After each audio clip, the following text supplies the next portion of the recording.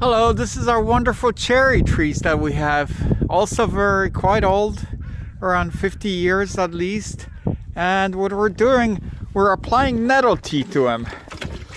Which is really funny because as you do this like this, it makes those infinity signs figure eights over here. Very beautiful. Nice little pattern. But what's really lovely about doing this in the snow is that nettle tea is incredibly nitrogen rich.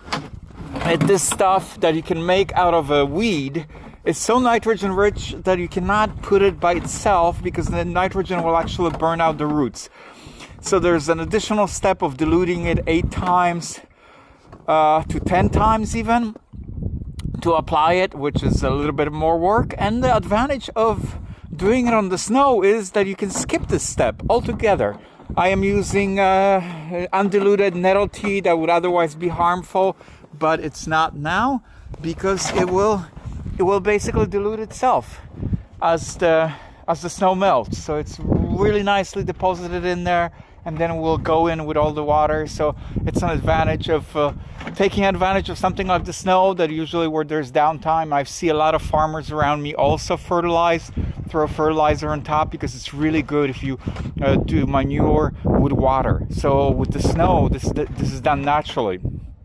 The only thing that you have to worry if you're biologizing, like if I were to use my effective microorganisms and I were to put them on the snow in really high minus temperatures, some of the microorganisms could actually die because they need a relatively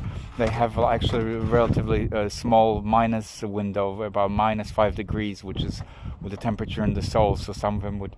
So I don't use effective microorganisms on snow.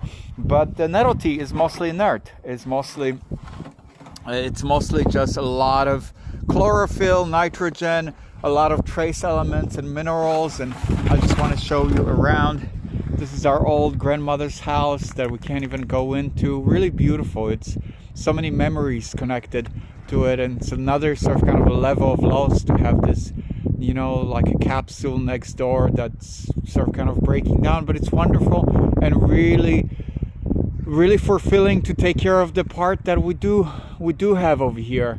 That's so beautiful, the orchard, the alive part. And this is the ancient apple trees that we're taking care of, that we're trimming. And another one here.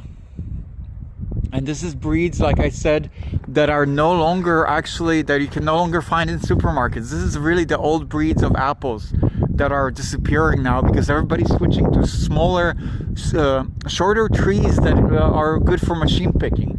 And this is the old breeds that actually made those really beautiful large trees like this, like completely full of apples and completely different tastes. Some of them are actually really soft, so that's another reason why they're not used, because they're not good for transport, but they just dissolve in your mouth. They're excellent for marmalades and things like that. And so here is the cherries that are full of cherries that we just put the nitrogen, the nettle zone on the other side as well, and our beehives over here wrapped up for the winter. So take care everybody. And this is another wonderful companion that everybody was so wonderfully supporting when he had parvo, that he wonderfully survived, which I feel also happened because of such wonderful support out there. And thanks everybody. It's also an example how life is really important to us after we lose somebody, like taking care of something alive like the orchard or other animals. It's really mega important, and maybe perhaps that's why the winter was so hard for me too, because I saw everything that was green, everything that was alive, just go away, become gray, die, and getting before it returns. And I think it's the same way with a lot of us, not forgetting, but not quote unquote moving on, but growing and healing. Take care.